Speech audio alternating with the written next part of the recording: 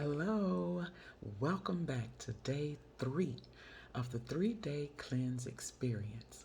I'm Dr. Rosalind Moore of More for You Coaching, and I am so glad that you stayed in there with me and we've made it to day 3. Again, allow me to show my appreciation and say it out loud for anyone who joined me on day 1 or day 2 of this experience. Those of you who were unable to watch the initial showing may see the replay of day 1, day 2, and this will be available as well at completion on YouTube. My channel is Rosalind Moore, Moore. Wow, can you believe it? 2022, we're on day 2, and we're ending our 3-day cleansing experience. So today, our topic is the Clarity Cleanse. Wow. What is the Clarity Cleanse all about? You know, we keep going back to the chaos in the world, but I'm sorry, it's just sitting there saying, acknowledge me. So I address its presence. The chaos in our world today pushes us to seek clarity about where we are going, why we are going, and better yet, how do we get there? The purpose of the Clarity Cleanse is to help identify those distractions that are causing us to stop moving forward. Clarity also helps provide us with insight. So please allow me to introduce you to the Clarity Cleanse. Come with me. The Clarity Cleanse, as I've told you, is a way for us to identify distractions that hold us hostage and keep us from moving forward, as well as clarity helps provide us with insight. Now, some may ask, well, okay, how does that work? Is it going to benefit me? What? Tell me something. The benefit of participating in the Clarity Cleanse is twofold. One, you begin to hear your own truth. Two, it provides you with a different perspective. That sounds like a game, win-win for me. What about you? So, how do you go about this cleanse? Well, take a moment and consider what event or situation typically keeps reappearing and causing you to be distracted. And you quit moving, you just stand stuck. Write down 5 of your top experiences that fall kind of in that guideline, that criteria. It's an event or a situation. And it's a distraction. You can even add a person if that's applicable to you. It was for me. And this distraction stands in the way. It causes you to stop, step back, have self-doubt, wonder what, but you forget you were moving forward. After you've written down your top 5, I want you to look over what you wrote and think about, what did you lose because of this distraction? And what does this distraction do to you? What did you lose? I know when I was dealing with distractions, I lost time, I lost momentum, and I truly lost focus. So answer honestly, because it is about hearing your truth, your authenticity, being you. What did you lose by being distracted? Now, you've written down your distractions and you've written down the 5 biggest distractors. Here we go.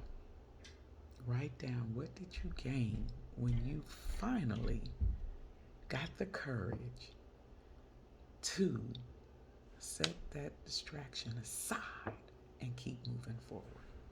That's a courageous act because if it involves an individual, you don't want to hurt feelings and all of that gets involved. If it's a situation, you don't want to appear as odd man out. But sometimes distractions need to be totally eliminated, removed. Either you remove them or remove yourself so you can move forward. But in doing so, what did you gain? I'll tell you what I gained when I gave up a distraction. Anger.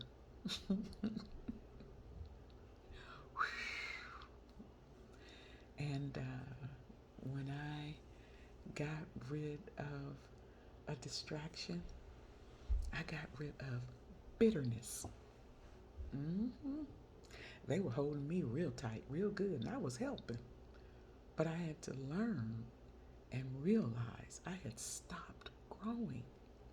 I was no longer living. I was existing in a very tattered state. So once I saw,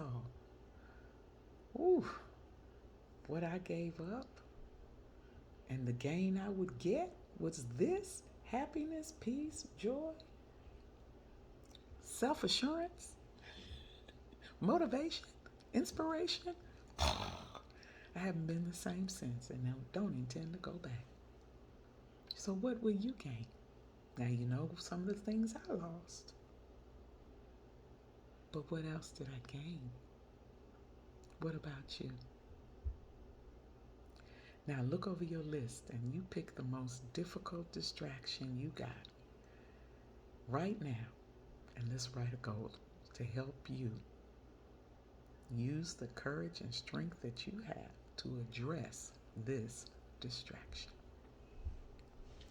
As always, I want you to get a piece of paper. You're going to write it down. So you're going to write down specifically what distraction do you need to get a clearer perspective about. Put a pause right there for a second. When I say that, I'm saying we're going to look at the distraction from another way. Maybe the distraction is trying to warn you of something. Maybe the distraction is telling you have unfinished business. So let's look at your biggest distraction. If it's a person, look and listen to their message. See if you see a congruency. If they're coming and saying, I'm concerned about you, but that's not what you see in their face or in their body language, you might want to rethink that as a distraction. And you can even look at the distraction of anger. Look at it from another way. This anger is protecting me from what? This anger is alarming me that what is going on? Explore that. Pull that out some and look at it a little bit closer to gain clarity. Once you have began to consider the different perspective, I want you to ask yourself, do I really want to hear this?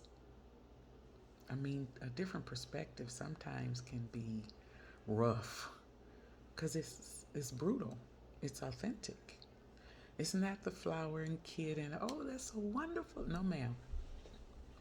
Different perspective does just that. It brings it in alignment.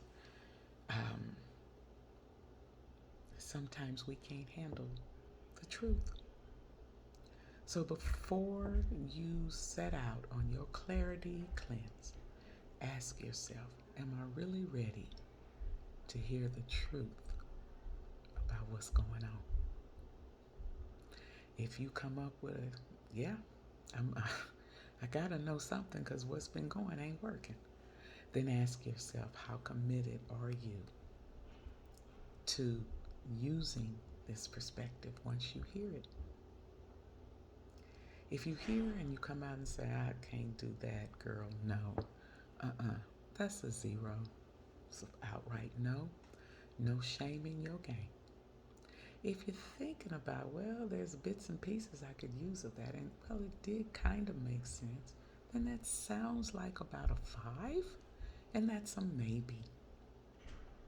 And if you can hear the changed perspective and you get a clearer picture of what you were addressing, you might say, I'm a 10.